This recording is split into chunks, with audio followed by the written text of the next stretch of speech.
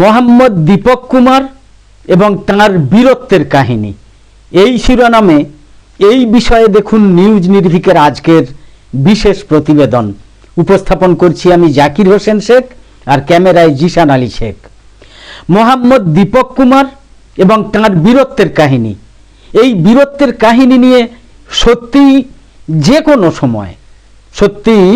যে কোনো সময়ে কিন্তু প্রতিবেদন করাই যায়। প্রতিবেদন তো দূরের কথা, একটা ডকুমেন্টারি ফিল্মও বানানো যায় এই বীরত্বের কাহিনী নিয়ে, মোহাম্মদ দীপক কুমারের বীরত্বের কাহিনী নিয়ে। আমাদের বরং একটু দেরি হয়ে গেল বলা যায়। আসল নাম তার দীপক কুমার কাশ্যপ। 1 মিলিয়নের কাছাকাছি ফলোয়ার থাকা তার ফেসবুক আইডিতে অবশ্য তার নাম রয়েছে দীপক আক্কি কুমার বলে। তো সেই দীপক কুমার কাশ্যপ বা সেই দীপক আক্কি কুমার হঠাৎ মোহাম্মদ দীপক কুমার হয়ে উঠলেন কেন? এর উত্তরে বলতে হয় যে এটাই দীপকের বীরত্বের কাহিনী। কারণ তিনি একজন মুসলমান বৃদ্ধ কাপড় ব্যবসায়ীর সমর্থনে এগিয়ে এসে হিন্দুত্ববাদী বজরং দলের কর্মীদের বিরুদ্ধে রুখে দাঁড়িয়েছিলেন।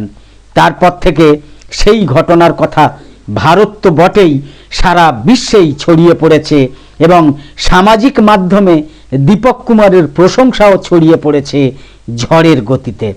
অনেকে সামাজিক মাধ্যমে স্ট্যাটাস দিয়েছেন এই বলে যে আমার নামও মোহাম্মদ দীপক কুমার। কেউ বলেছেন দীপক কুমার হচ্ছে ভারতবর্ষের রিয়েল হিরো। এমনকি রাহুল গান্ধীও দীপক কুমারকে রিয়েল হিরো বলে পোস্ট করেছেন। দীপক কুমার কাশ্যপ বা দীপক কুমার আক্কি বা দীপক আক্কি কুমার উত্তরাখণ্ডের কোটদ্বারের বাসিন্দা এবং পেশায় একজন জিম প্রশিক্ষক। ভাইরাল হওয়া একটা ভিডিওতে দেখা গিয়েছে যে দীপক কুমার এবং তার বন্ধু বিজয় রাওয়াত এক প্রবীণ মুসলমান দোকানদারের সমর্থনে বজরং দলের কিছু উগ্র কর্মীদের মোকাবিলা করছেন। বজরং দলের উগ্র কর্মীরা উত্তরাখণ্ডের কোটদ্বারের ওই মুসলমান কাপড় ব্যবসায়ীকে এই বলে চরম হেনস্থা করছিল যে কেন ওই মুসলমান পোশাক ব্যবসায়ী তার দোকানের নাম বাবা school dress and matching centre রেখেছেন। তাদের দাবি এই দোকানের নাম এক্ষুনি বদলে ফেলতে হবে, কারণ বাবা মানে হচ্ছে ওটা হিন্দুদের শিব ঠাকুরের নাম বাবা। বজরং দল কর্মীদের দাবি বাবা শব্দটা হিন্দুদের আরাধ্য দেবতা শিবকে বোঝাতে ব্যবহার করা হয়। সেই নাম কেন একজন মুসলমান ব্যবসায়ী তার দোকানে রাখবেন, সেটাই ছিল ওই হিন্দুত্ববাদীদের রাগের কারণ। যদিও মূর্খ অন্ধভক্ত বজরং কর্মীদের জানা ছিল না যে বাবা শব্দটা আসলে একটা ফার্সি শব্দ। উইকিপিডিয়া অনুসারে ফার্সি বে আলিব শব্দের মানে বাবা শব্দের অর্থ হচ্ছে বাবা, দাদা, জ্ঞানী, বৃদ্ধ বা শের, একটা সম্মানসূচক শব্দ যা পারস্যের বংশোদ্ভূত পশ্চিম এশিয়া এবং দক্ষিণ এশিয়ার বিভিন্ন সংস্কৃতিতে ব্যবহৃত হয়।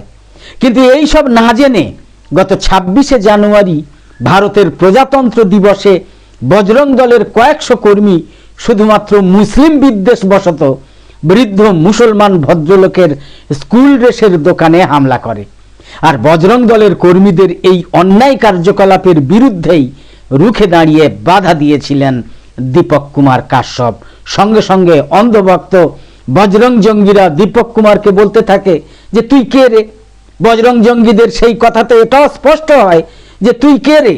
দেখতে তো তোকে একজন হিন্দুই লাগছে, তো হিন্দু হয়ে একজন মুসলিম ব্যবসায়ীর হয়ে লড়তে এসেছিস আমাদের সঙ্গে কোন সাহসে? তুই কে?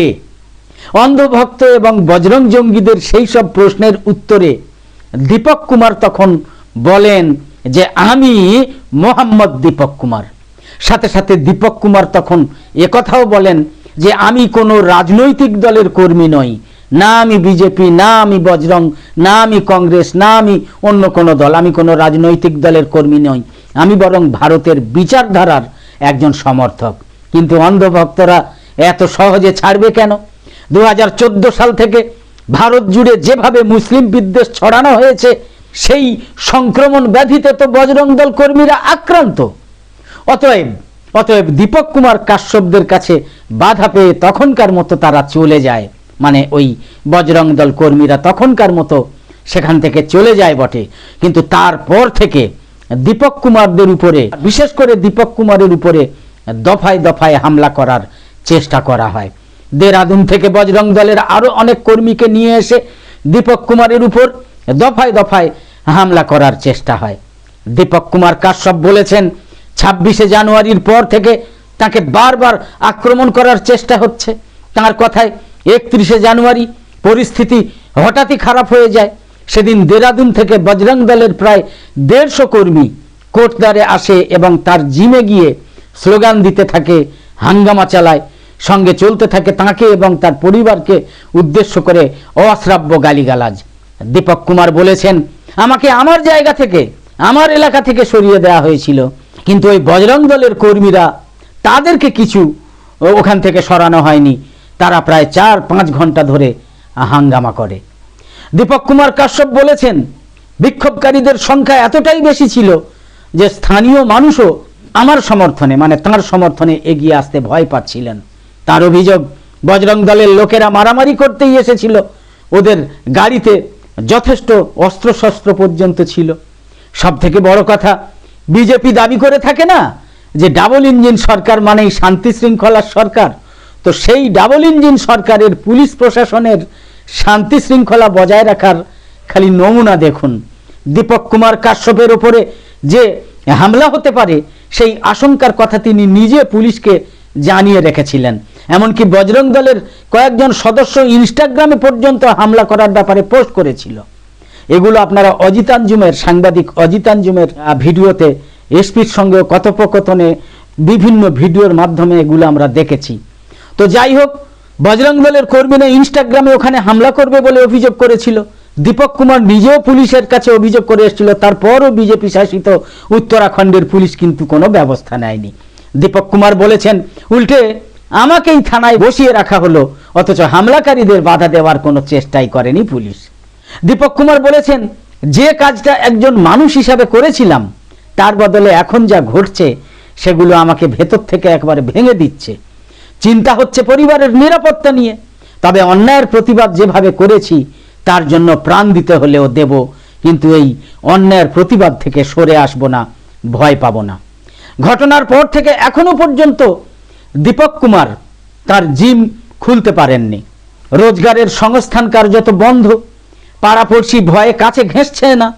শিশুকন্যা, তার একটা শিশুকন্যা আছে, শিশুকন্যাটাকে আত্মীয়ের বাড়িতে দূরে পাঠিয়ে দিতে হয়েছে। বাড়িতে স্ত্রী এবং বৃদ্ধা মা ভীত সন্ত্রস্তভাবে দিন যাপন করছেন। অর্থাৎ নরেন্দ্র মোদীর জমানায় উগ্র হিন্দুত্ববাদীদের হাতে মুসলমানদের ওপর বিনা দোষে যত রকমের নির্যাতন, যত রকমের অত্যাচার চলুক না কেন, তার কোনো প্রতিবাদ করা যাবে না। কোনো হিন্দু যদি তার প্রতিবাদ করতে আসে দীপক কুমারের মতো, তাহলে তার অবস্থা হবে, তার উপরে হামলা হবে, তাকে সব সময় হেনস্থা করা হবে, হুমকি দেওয়া হবে এবং পুলিশও তাদের সহযোগিতা করবে। কিন্তু দীপকের কাজটা যে বিরচিত, এটা কিন্তু আজ প্রমাণিত সত্য হয়ে দেখা দিয়েছে। অথচ দীপক কুমার কিন্তু বারবার বলছেন তিনি বীর হতে চাননি, তিনি একটা সত্য কাজ করতে চেয়েছেন। একটা অন্যায় পরিস্থিতির মুখে দাঁড়িয়ে একজন নাগরিকের যে যৌক্তিক আচরণ কাম্য, তিনি শুধু সেটাই করেছেন। মারমুখী হিন্দুত্ববাদীদের প্রশ্নের উত্তরে এক হিন্দু যুবকের আমার নাম মোহাম্মদ দীপক কুমার বলা কোনো লোক দেখানো বাহাদুরি কিন্তু নয়, বরং এটা সহানুভূতির একটা অকৃত্রিম প্রকাশ।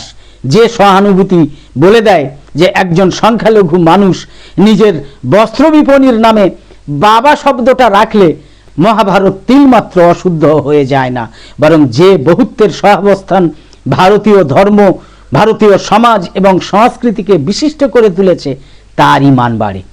উত্তরাখণ্ডের কোটদ্বারের জিম ট্রেইনার দীপক কুমার, যিনি ঘটনার সময় নিজেকে মোহাম্মদ দীপক কুমার বলেছেন এবং সাহসিকতার সাথে এক বয়স্ক মুসলিম দোকানদারকে হিন্দুত্ববাদী সংগঠনের হেনস্থা থেকে রক্ষা করে সামাজিক সম্প্রীতি এবং অসাম্প্রদায়িকতার এক উজ্জ্বল দৃষ্টান্ত স্থাপন করেছেন, সত্যিই তাকে বীর বলতে হয়, সত্যিই তাকে রিয়েল হিরো বলতে হয়। একা হাতে জনতাকে থামিয়ে তিনি বীরত্বের পরিচয় দিয়েছেন, যার জন্য দেশ জুড়ে প্রশংসা পাচ্ছেন। সেই দীপক কুমারকে নিউজ নির্ভীকের পক্ষ থেকে একদম স্যালুট। একদম শেষে বলি, আমাদের আজকের এই ভিডিওর বিষয়বস্তু ভালো লেগে থাকলে ইউটিউবে নোটিফিকেশন পেতে সাবস্ক্রাইব করে পাশের বেল আইকন অন করে রাখুন, আর ফেসবুকে ফলো করে আমাদের আরও নতুন নতুন ভিডিও বানাতে এবং লাইভ সম্প্রচারে উৎসাহিত করতে লাইক, কমেন্ট এবং বেশি বেশি শেয়ার করে সঙ্গে থাকুন। তো আপাতত শেষ করছি। কামনা করি সকলে সবসময় খুব ভালো এবং সুস্থ থাকুন, সাবধানে থাকুন। ধন্যবাদ।